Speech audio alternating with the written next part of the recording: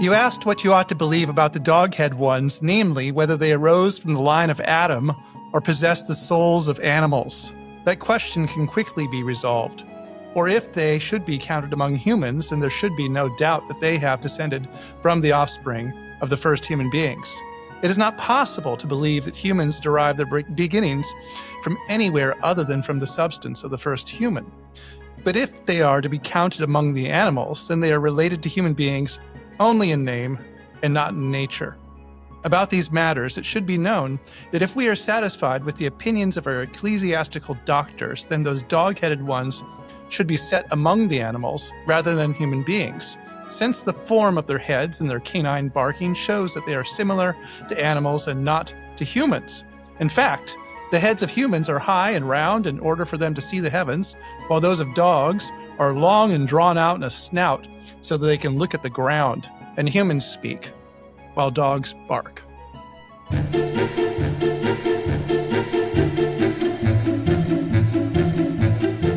Hi, I'm Alexa Sand. And I'm Ian McInnes. And this is Real Fantastic Beasts. Because we believe that learning about animals in history and literature and art helps us understand our place among our fellow creatures today. And today we're coming to you live from the International Congress on Medieval Studies at Western Michigan University in Kalamazoo. And just to prove the point that this is a live broadcast, our live audience is now going to make their presence known.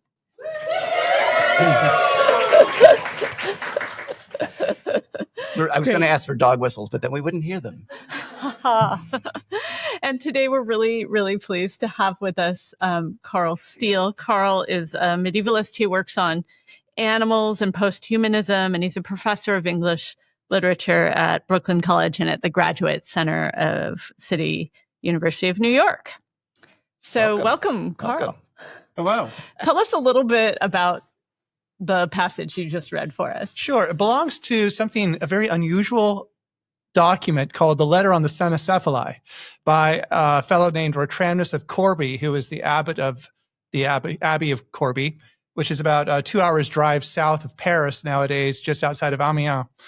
This letter is from around, say, 865, and it is in response, apparently, from a letter from another monk named Rimbert, who was thinking about evangelizing in the frozen north of Denmark and Norway, and had heard that there were dog-headed humans or dog-headed beings up there, and wasn't sure whether or not he should do missionary work among them. And so he wrote to Retramnus, who had access to a very large library, and said, should I keep going? Should I try to talk to these people? Should I try to make them Christian?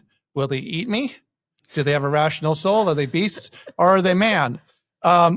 It is an incredibly unique object. There's nothing else like it that I know of in the Middle Ages where there's a single letter that's devoted to the question of whether a particular monstrous being is a human being or not. It's quite deeply worked out, rooted in the textual history of Cynocephalus, about which we'll say more later, and survives in a single copy at the tail end of a codex that has nothing whatsoever to do with monsters. If this weren't a podcast, I can show you an image, but it's a very clear Carolingian hand. It's delicious to look at. It's so easy to read, and we're so grateful that it exists.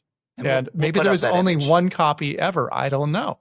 We'll definitely have that image on our website. So before we get into the depths of the Middle Ages, this idea of dog-headed people, where does this come from? How far back does this go? Yeah. How does it get into these documents? Well, many of you will be aware of the textual tradition of the so-called Plinian peoples, is the term I will use to describe them, from a Roman natural scientist named Pliny, hence the name, who bequeathed to the Middle Ages a series of strange-looking bipeds, put it that way. Well, mostly bipeds, some of whom had their heads in their chest, the blemi, some of whom would have only one foot and use them as kind of umbrellas during the middle of the day, called the sciapods. There are people who smelled apples and lived only by doing that. Of course, cyclops, giants, pygmies, and then among them are the cynocephali, bipeds with the heads of dogs. And this catalog of monsters gets transmitted throughout the Middle Ages in a variety of media. And so in one sense, some of the early records of this particular creature and band of creatures is just something that belongs to the general knowledge of how things get strange the further you get from home. So these are set sometimes in the East, which is a vague region. Sometimes it's Ethiopia, sometimes it's India. And as I will say later, in this case, it happens to be the frozen North. So that's one answer. Now, the Cynocephali in particular, of course, we've got the Egyptian animal-headed gods. That's possibly one source, but that's far earlier than anything I know about. And the interesting thing about this is that some of the earlier visual records we have of this is a dog-headed saint whose name is Saint Christopher. And I can say much more about that over the course of this show. Yeah, I mean, you mentioned the far north. What are they doing up there? Or why would you think maybe that there were dog-headed people in Scandinavia or the Arctic? Yeah, well, it's not always necessarily dog-headed people. There are later medieval maps that put sciapods up there. If you've read any of the Vinland sagas, these stories of the Norse people, put it that way, sailing from Greenland and Iceland to what's now known to be Newfoundland, there's a story of one of them being shot by an arrow fired by a sciapod, and which certainly happened. And if you look at some maps from a couple centuries later, sometimes you'll see this is the land of the sciapods written up there in the Arctic Circle. So there's a sense that, of course, this is just a remote region, and if it's remote, things are going to get weird. So that's one answer. But we also have records from this fellow named Aethicus Ister, who calls himself Jerome, somewhat complicatedly. We'll just call his work the Cosmographia, who talks about this group of Cynocephali, dog-headed people who trade with the people of Germania. And they eat strange foods. They eat mice, they eat moles, they eat weird quadrupeds, tiny things, vermin, and they raise sheep, which becomes very important in thinking about this. But that is probably the earliest record of them sort of just thinking of them being up there in the north. However, there's also a reason I think that Rimbert would have thought that there would be Cynocephali up there in the north. It's not because he would have thought there were baboons or something up there that he was misidentifying. There are no Norwegian baboons that I know of. Haven't been for quite some time, but that there we have some records of various kind of physical objects that indicate some kind of canine or lupine cultic activities among the northern peoples that date from around this period. There are some felt masks from Denmark, from an area called Hedeby, that if you put these felt masks on, you look remarkably like a wolf. Talking to Alexa earlier today, she said, did they go out and fight in these things?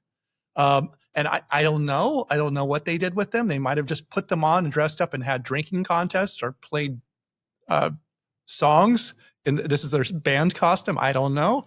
Some kind of cultic activity. We anything we don't know from the past, we can identify. We often say it's a cult. I don't know. But there's also various kinds of other objects that show bipedal figures with wolf heads or dog heads. And we also think about the way that animal names are often, wolf names are part of Germanic names, various like Wolf Dietrich and so forth. And so it's possible that Rimbert, this is a kind of game of telephone, right? Where he's heard that there are dog or wolf people up there and they call themselves the dog or the wolf people. And he goes, oh no, I've read about these people. I'm not taking another step further north until I confirm that I have to. So I think that's part of it.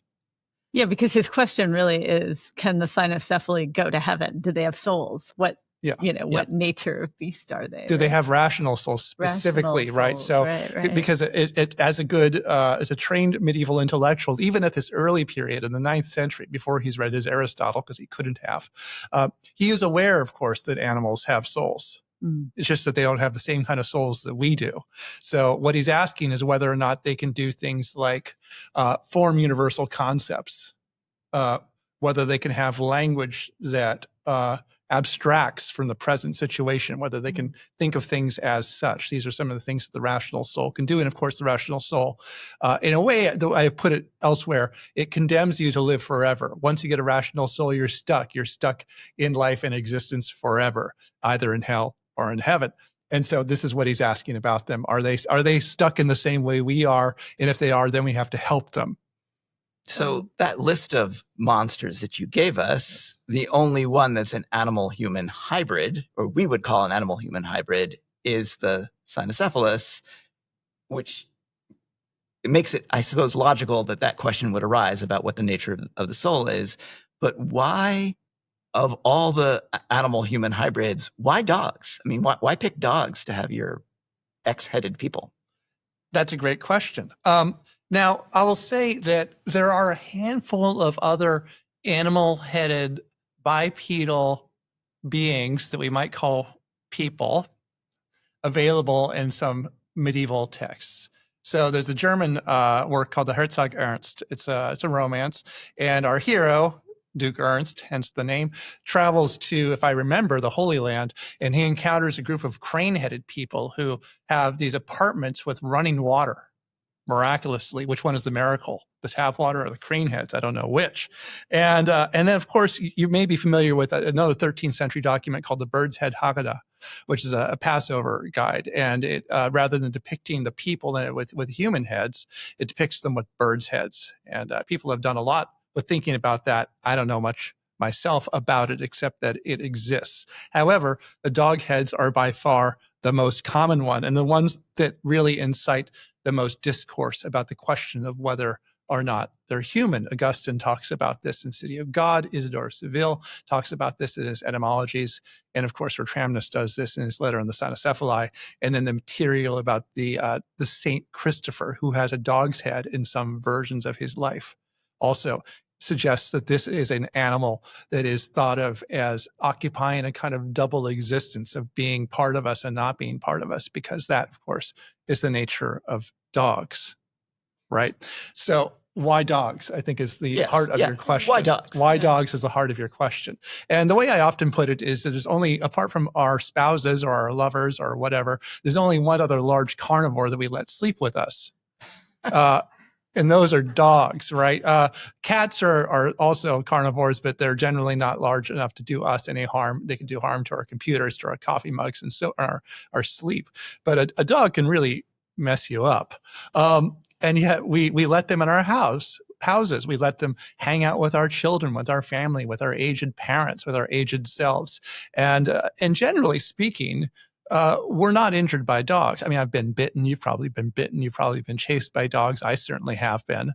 And so they're quite sketchy beings, quite liminal beings. The difference between a dog and a wolf, in some senses, is whether or not, we give the animal a name and expect it to have responsibilities.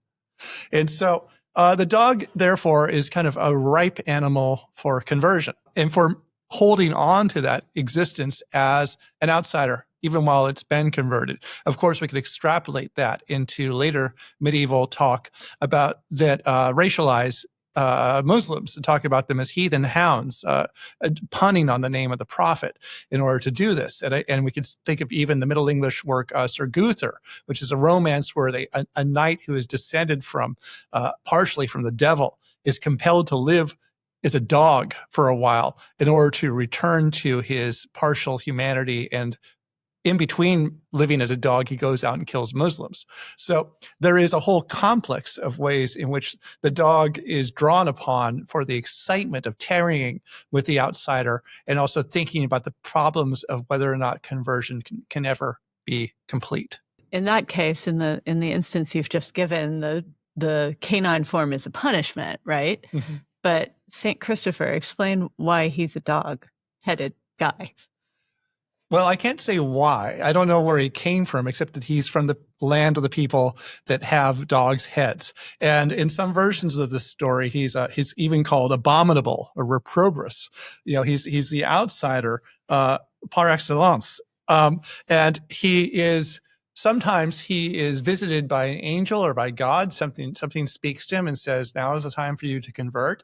There are versions of the story where there's a rain cloud that opens up, and that's what baptizes him, quite irregularly, I would say. He sometimes comes upon apostles, and he still has his dog head, and he terrifies them, and God shows up and says, no, you guys are all on the same side. And they go out and they convert cities together and so forth. This is a saint that emerges. There's a Macedonian some piece of stonework, I believe it's from the 6th or 7th century, that shows this saint with a dog's head. So it goes back quite a ways. And it's an image of this saint that persists in the Orthodox Church and Eastern Christianity into the present day. You can find icons that are quite recent that have a saint with a dog's head, and it's quite exciting to see. In the West, we don't really have examples of this saint with the dog's head. I'm going to say this on the podcast, somewhat dangerous. I feel like after the 10th or 11th century, shall we say, there's not a lot of Christophers with dog's heads, if any. By that time, Christopher is going to start gradually becoming a giant, just a regular big guy, as opposed to a big dog. But St. Christopher comes from the land of the dog heads. He comes from the land, sometimes it says, where people eat each other, which is quite interesting. So he's often thought of as either as a cannibal, as a creature that eats other creatures of the same species as it, or as an anthropophage, something that eats people. And of course, the question about which one he is one of the central questions of trying to figure out just what he is, whether he's convertible or not. Because if he just eats other cynocephali, and we don't call that really anthropophagy, well, then he's outside the whole economy of salvation. But if he's a doghead who, when he's eating other dogheads, it's exactly the same as him eating people, well, then that means he can be converted, oddly enough. That doesn't quite compute for me, but I'm not a 9th century theologian either. So. Well, let me talk to you a little bit about the problematic visual tradition then of this element of the Cynocephaly legend.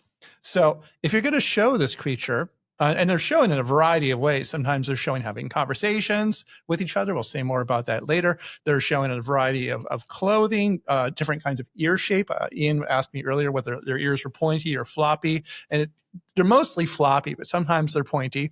But sometimes they're shown in the act of, either cannibalism or anthropophagy. It's a little bit hard to tell because they're typically shown holding a leg. And the cynocephali they're only hairy from the neck up, and presumably the rest of their hair is just a regular amount of hair for a regular non-hairy person. And so they're holding this leg, and you have to wonder, well, is this a human leg or is it a cynocephalic leg? Like, what kind of leg is this? Where did you go to get this leg? Which fast food restaurant or whatever you would get your leg from? And if they were shown holding a dog's head, well, that wouldn't solve the problem either. You really wouldn't know what they were eating. So I think it creates a real problem in terms of the visual tradition, unless you were to show them, this is a horrible thing to say, butchering an entire person. And then you go, oh, that's where the meat came from. I mean, it's a horrible thing to say from the perspective of the 21st century, but there are plenty of medieval images of human bodies being butchered. So, yeah. Oh, yes. I think they wouldn't have had a problem with that. It's a forensic interest, I think. Yeah. Yes. Yeah. But I mean, I think this is really interesting because, on the one hand, these associations of dogs with cannibalism and sort of an abominable set of behaviors. A couple of years back, my colleague Laura Gelfand and was editing a book, and every single essay that came in, it was on dogs and art in the Middle Ages and early modern period. Every single essay that came in, the author mentioned that in the Bible, dogs are mostly known for eating excrement. So there's that acknowledgement of something that's kind of like a little bit yucky about dogs. But there's also this whole train of thought around dogs that they symbolize faithfulness and sort of obedience, steadfastness. Is any of that mixed into the cynocephaly? Are they noble creatures who nevertheless have some disgusting habits? Good dogs. It's a great question, and the disappointing answer in a way is no. The standard talk about dogs, as you just mentioned, one of the standard ways to talk about them, and it works like The Master of Game by Edward Plantagenet, a translation of Gaston Phoebus's Livre de Chasse, is his book of hunting. In his section on dogs says, dogs are the wisest animal, they're the most loyal animal, follows that with stories about a dog that identifies his master's murderer, the so-called Dog of Antioch story. And there's a whole panoply of stories that indicate that there's no animal that's ever closer to you or more intimate with you or more reliable for you than your dog, sort of like in country and Western music. But the cynocephali, they're either talked about as kind of cannibals, and there's this kind of lone figure, again, the one who converts and becomes St. Christopher is generally pictured as just out by himself in the desert when the rain cloud or whatever comes to him and converts him. Or they're talked about as highly civilized beings. John Mandeville talks about them as civilized, or Tramnus talks about them as civilized. They live in, even that the Cosmographia talks about them as living in kind of these primitive villages. And so it's not so much about loyalty, it's about them as kind of communal in a way, except for the saint, which is, make of that what you will. I don't know what to say about that. Well, can they talk? Well, can they talk? Well, yeah. So the other element of the iconographic tradition, when they're not shown as having something in their mouth, which is indeterminately human, indeterminately of their own species, they're often shown, there's maybe two of them, like on the Hereford world map or on the tympanum of the Cathedral of Mary Magdalene at Vézelay in Burgundy. There are often two of them shown facing each other with their mouths open, gesturing towards each other. And the question is, what kind of sound is coming out of their mouths? And is that sound linguistic? Because it's often said in the textual tradition that they bark instead of speaking, or that their speech is functioning as a form of, the barking is functioning as a form of speech. That is, the barking is either a sign of the absence of speech or the presence of a kind of speech that is not recognizable to regular human beings, because it's not transcribable in regular human language. So it's either a mark of their outsiderness from reason, or the inability of our ears to understand what kind of sound they're making. So again, the open mouth of the cynocephali combined with the gesture is a wonderful mark of liminality. Again, that's the common feature of thinking about this creature. I think about, for example, there's a wonderful book that came out recently. It's a translation, facing page translation, an edition of a 13th century kind of moralized bestiary focusing only on monsters. It's done in French. It's edited by Pierre-Olivier Dietmar and Maud Perez-Simon. And it's got a section on the cynocephali, of course, and it describes them, and then it moralizes them, again, as if it were a bestiary, and it moralizes them as backbiters, the people who talk shit about you behind your back. And so that it's a kind of talking that's bad talking. And I can, in my terrible French, I can read a little bit to you of what it says. It's overwhelming the way that the language comes out in this. And it says, en médisant, il me dit, et en se taisant, il me dit.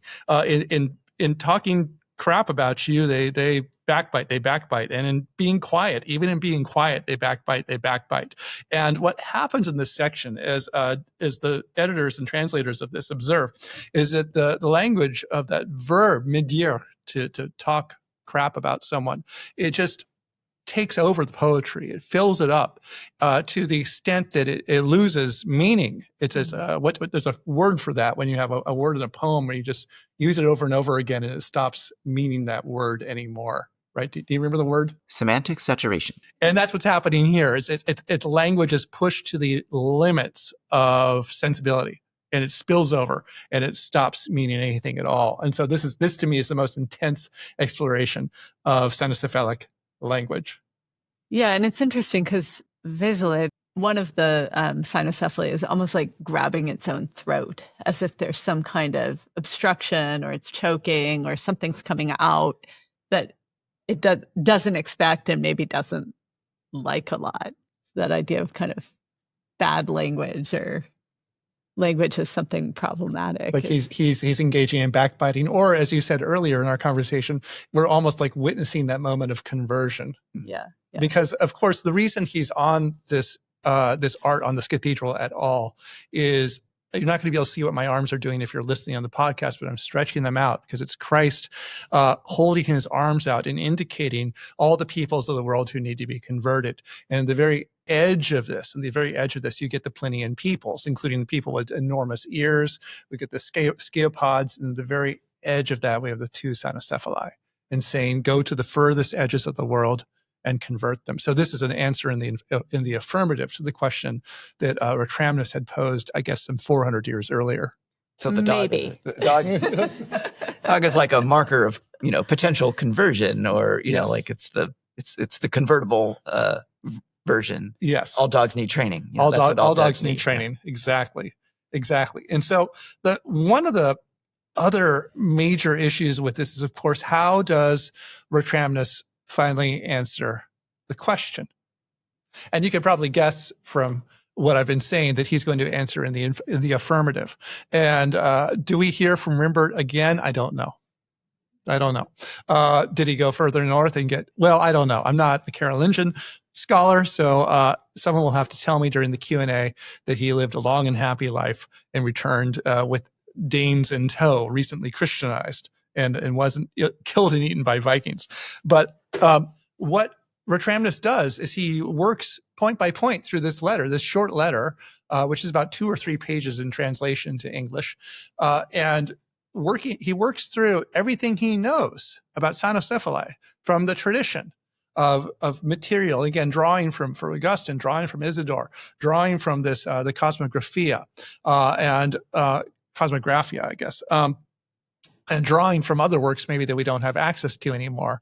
And he says, well, they live in cities and they have clothing and they have laws, and there's Saint Christopher and all these things. It would seem that they're human beings from all these things, that it would be irrational for anyone to say that they're not reasonable. And he works his way through that, but he maintains that pose of saying, I'm not sure. And it's only as he approaches the very end of this work, and this is incredibly important to me for my work, that he says, now, here is the thing that indicates absolutely that they are human beings.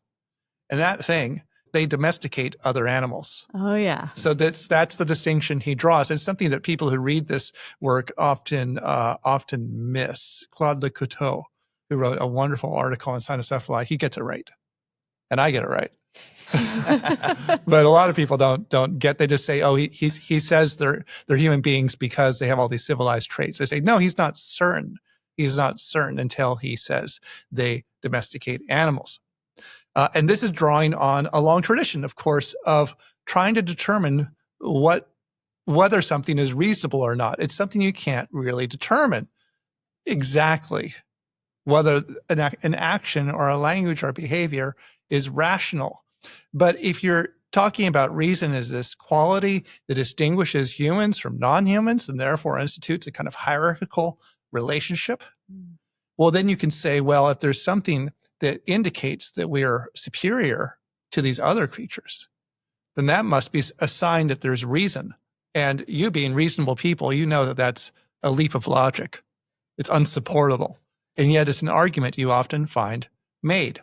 I found it in Augustine's work on the free choice of the will, where he's trying to determine whether or not we have it, free choice. Because if we don't, of course, there's no purpose in any of this stuff. And so he has to try to prove it before he can get off the ground to talk about this topic. And so he says, well, we're superior to animals. And how do we know that? And he doesn't say, well, we found cities, we have laws, we write encyclopedias, we write philosophical treatises. No, he says, no, we domesticate them. He says an individual animal, a bear, for example, might get an advantage on you occasionally. It might eat you. A dog might chase you, I suppose. But in the long term, we're on top. They do what we want them to do. Therefore, we have reason, or whatever you want to call it. And Ratramnus, presumably, having access to this enormous library, has got his Augustine, and he's read that and he goes, That's it. That's the trick. That's how I know. Wow. Domestication. Yes. Never thought of that as the It marker keeps them of down. humanity. You know, yes. So you know that they're up because someone else is down. If we factor in the history of slavery, that elevates that to a whole nother level of, subhumanity and hierarchy. Is it also because Adam is, after all, names the animals, and that idea that is in sort of ultimate control over the beasts by virtue of his inheritance, so that you're descended from Adam if you do this thing? I'm going to complicate that a little bit. And since we have a little bit of time, I think I can do that. I'm always very interested in the fact that Genesis has two creation stories. And in the first one, Adam and Eve, well, they don't have names. It's just man and woman. They're created simultaneously, it seems. And that's the one where we're given dominion over animals in the first story. And so the first story seems to be about our being made in the image of God, about our resemblance to God. It doesn't think about gender as gender matters of man and woman, but they're not thought of as hierarchical. The hierarchy seems to be we resemble God and we dominate animals, or they're in our dominion, maybe put it that way. Whereas the second story, it's garden, Adam, animals, Eve, serpent, in that order. Right. And the relationship with God seems to be one of rivalry rather than identity. Of course, God puts his breath into us, but we want to be like God, and God shuts it down just as he does in the flood. And we have this very strong gender division. We even have the animals brought to Adam prior to Eve, and that Adam names the animals, but he also finds them unsatisfactory as companions. And that's why Eve has to show up, which leads in the Middle Ages to some Jewish commentary that says, well, what does this mean that they are inadequate as companions? It means that Adam had sex with all of them, which I'm going to pause for a little bit just to let you imagine how this might work or not work as you cycle through the variety of animals that exists. How could this happen? And yet, in what way were they inadequate as companions? Perhaps in a variety of ways. And so there's something happening. Our descent from Adam can either mean we're descended from those two original protoplasts created simultaneously to have dominion over animals, or we're descended from Adam in the sense that we're ashamed. We're ashamed. We're aware of our nakedness, and we have this fundamental fault that the animals don't share in, and the animals are just the caught in the blast radius of our sin, and therefore become subject to mortality too. And shame has often been presented as a marker of humanity. Yes, and the Cynocephali have it because they wear clothes, but apparently that's still not enough, according to Ratramnus. Well, speaking of Eve, do they have gender, or are they are they represented in any way that distinguishes the genders? You would think they probably do, since they live in cities, and so but I've never seen an image that I know of, and perhaps during the Q&A people can bring up a favorite image that indicates strongly whether or not the Cynocephalus is gendered in any particular way through clothing or genitalia or so forth. I've never seen a Cynocephaly that has nipples, for example, let alone anything else. So it's a little frustrating, and the clothing doesn't seem to be particularly. It seems to be a kind of unisex model of clothing. Is that true of the other Plinian monsters? I don't know, actually. Are there lady cyclops? Yeah, that's what I want to know. That sounds like a good sports team. Well, it affects our understanding of the natural history of the creature, to the extent that they're represented as having genders or having sexes and replicating, sexually, or like the phoenix, just a creature. Yeah, and there's not any discussion that I'm aware of in the Middle Ages that talks about their origin, right? Where you do have individual animal-human hybrids that are the product of unlawful sexual congress between a human being and an animal. Gerald of Wales talks about this in his History and Topography of Ireland, where there's the unfortunate ox boy of Wicklow, who is supposedly the product, part human, part cow, from Irish Congress with cattle, which is probably a racist attack on the propensity of the Irish to be cattle people rather than farm people. And so you get that kind of thing. But there's nothing that I'm aware of that talks about the Cynocephalus as descended from human-animal contact. What you get as early as Augustine is a kind of desperate attempt to rationalize them, to say that they're maybe they're baboons, right? I talked about this earlier. Maybe they're baboons. He says, but if they exist, then they're either human or animal.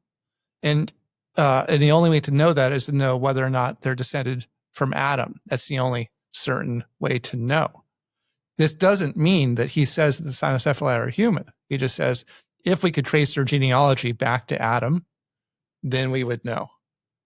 And of course, that raises questions about us. Because if you look at me, you don't know whether or not I'm descended from Adam, right? Shape no longer matters. Descent matters. This is a version of birthright citizenship. It really is.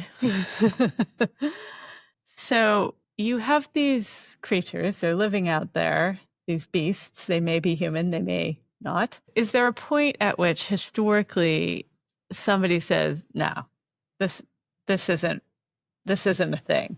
There are occasional moments where that sort of thing happens. So I can offer up, for example, a title page from a 1710 abridged version of the Book of John Mandeville.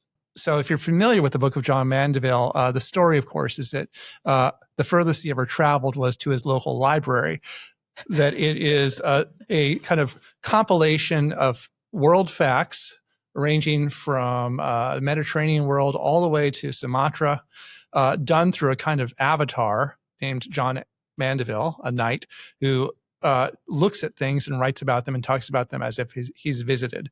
This is an enormously popular text, translated probably into every major European language, and it has been continuously read since it was first produced by some mysterious person in French in the 14th century. And there's this 1710 version whose title page reads like this: "The foreign travels and dangerous voyages of that renowned English knight, Sir John Mandeville, wherein he gives an account of remote kingdoms, countries, rivers, castles, and giants of prodigious height and strength, together with the people called pygmies, very small and of a low stature. To which is added an account of people of odd deformities, some without heads, also dark enchanted wildernesses, where are fiery dragons, griffins, and many wonderful beasts of prey, in the country of Prester John, all very delightful to the reader." And so basically our podcast. Yes. It's wonderful. That version was printed over and over again between 1710 and like 1780 or something. But what's striking to me about that is that there are no Cynocephali. Where are they? Because they are in the Mandeville. Does that 24-page epitome omit the Cynocephali? I'm ashamed to say I haven't checked because I was so hypnotized by the title page. So that's one example. But there's also the story. There's a story of a Christian. Well, is he a missionary? Is he a diplomat? Is he just a guy who's been sent a place and doesn't really know quite what his purpose is? I think that's the best answer. Named William Morbrick, who's a 13th century friar who finds himself in Central Asia. And he is traveling to the court of the Mongol Khan. And as he's at this court, he says, "So, where are the Cynocephali? They must be nearby because it's quite cold here and you have access to all this northern land." And they look at him like he's crazy. They say, "I have no idea what you're talking about." And he goes, "Oh, well, I guess I should doubt some of the things that I've read. I guess Isidore Seville and so forth, you can't always trust them." And then his interlocutor says, "But in the Himalayas, there are these little dwarf guys and they pop around the mountains and they have purple blood and you can drain them and make this beautiful dye." And he goes, "Oh, that sounds interesting. I'd like to see them." So, doubt comes and goes. I think since this is a live podcast episode, it would be fun to take some questions for you from the audience. Or for you. Can I ask you, Ian, since you are the early modernist here, are there Cynocephali in your period? Well, not as many as you would think. We've had so many animals that cross over. In other words, that the lore and the legend just persists into the early modern period. But you got a few Cynocephali. I mean, the exploration of the New World, they're often saying things like, make sure you check out, there's probably some Cynocephali out there. Like, make sure you're looking for them. But that ends pretty much in the 16th century. It's associated with the baboon more and more, right? As just a form of baboon, which if you think about it, I mean, a baboon does have a dog-like head, but there's not much of the rest of the baboon that is humanoid, especially given the fact that they were aware of other, primates and were, thought of them not in the same light as the Cynocephalus. So there's the baboon, and there's this manuscript that is discovered in 1410 attributed to Apollo or Horus Apollo, that is supposedly a record of the hieroglyphics. So it's distributed as the Hieroglyphica. And the humanists are so excited about this because this is hieroglyphics. It's, possibly the original language and therefore magical. And so they're very, very interested in it. And Apollo's manuscript has a long description of the Cynocephalus as a symbol in hieroglyphics, which if you look at the hieroglyphic, we would say that's a baboon, right? Like that's clearly just a baboon hieroglyphic. But all sorts of new lore gets attributed to this, including things like it's born already circumcised, or some of them come, like instinctively know how to read, right? Not just speak, but they can, you put the words in front of them and you can tell which ones are the literate ones because they take up the pen and start annotating it. And then, the idea that they pee exactly every hour and that you can use them as a clock, or that they're attached to the moon. And so when the moon is, waning, they're upset. And when it goes away, they become incredibly depressed. Some of these things make you think, like, where does the werewolf moon thing maybe come from? We never, that's something still needs to be really tracked down. So a lot of sort of weird things happen, and that's all in that one manuscript. Yes, and that's if you look, like if I sort of troll through the early modern documents, that's the document that comes up over and over again. So like that's what they're thinking about, and that's going to be read by people, occultists, like your Paracelsuses and people like that. Yes, but like then real weirdos. But then redistribute it as like, well, what do we know about the Cynocephalus? Well, Apollo says, and then you get that sort of those things sort of get repeated, and that it kind of takes the oxygen out of the room of some of the medieval marvelous things, which is not something that happens to, say, the unicorn or other creatures, where it's the medieval sources that get recapitulated. Mm-hmm. So I think it's interesting. It's a very interesting transition. Thank you. But I do want to hear from our audience, I think, especially given our timing. So, questions? Yeah, I was really interested in the comment about how the Cynocephali are usually communal, civilized, live in villages, except for St. Christopher. So I was wondering if maybe you could talk more about that and what's going on with the saint. It's going to be completely hypothetical, my answer, but it's a great question. I'm going to read a little bit to you of one of the primary texts, which I think won't answer your question, but just provide additional data. So it's an Ethiopic work from the 14th century called The Contendings of the Apostles. And of course, I'm going to read it in translation from the Acts of St. Andrew. Behold, it says, behold, there came from the city of cannibals a certain man who was looking for a man to eat. And he'd wandered about all day until the evening, but had found nothing to eat.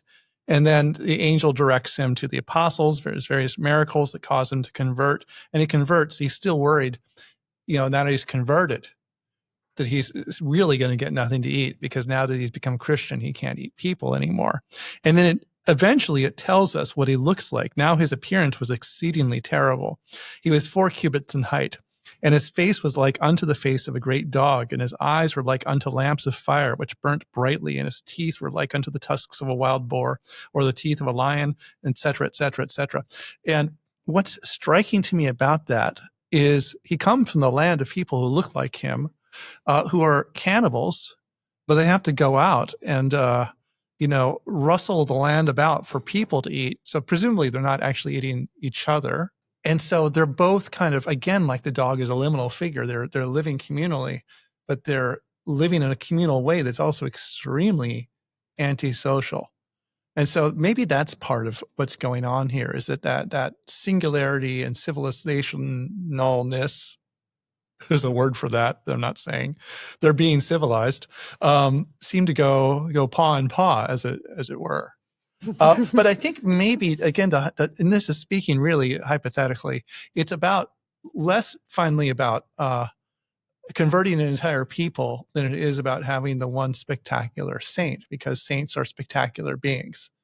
And so there's a handful of kinds of saints, Ursula and the 10,000 virgins, that exist as a mass or even a swarm. But most dear saints are extraordinary individuals. And so maybe that's part of what's going on here. Yeah. More questions? More questions? Yes. In thinking about whether there are other kinds of animal-headed creatures, I was thinking of. So the question has to do with the Shahnameh, which is a Persian text that tells a story about Alexander, who fought the horse-headed men. Are there examples of horse-headed men in the European literature as well? I can't think of any. And it also it's an odd thing to fight, because, I mean, I guess a horse is pretty scary. It can be, they can kick you and they can bite you, but they're not scary in the way that a dog is, or they're scary in a different way, I guess. You must fight a lot of different kinds of weird beings, some of which, and so it seems this is a case where they're multiplying examples. The thing that I'm thinking of, again, this is from Ian's period and not from the Middle Ages, is Margaret Cavendish's great novel, The Blazing World, where she travels, this character who's a kind of Cavendish stand-in, travels to a planet that's really adjacent to our own, and she encounters the scientists of these alien people, and the scientists, some of are bear men, some are worm men, there's maybe dog men among them. This is a way maybe for her to parody the Royal Society, rather than, she doesn't fight with any of them. They're just various kinds of animal-headed creatures. But that comes out of the fascinating and strange brain of Margaret Cavendish. And so can't extrapolate from anything. It's a great question. Thank you. Well, so thank you so much for your time. It's been wonderful having you. And our audience, live and virtual, is going to enjoy this tremendously. Thanks for inviting me. Thank you. Thank you. Thank you. Right.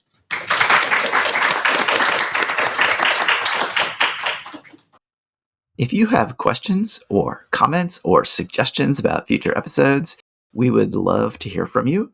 Just go to realfantasticbeasts.com and you will find lots of ways to join the conversation.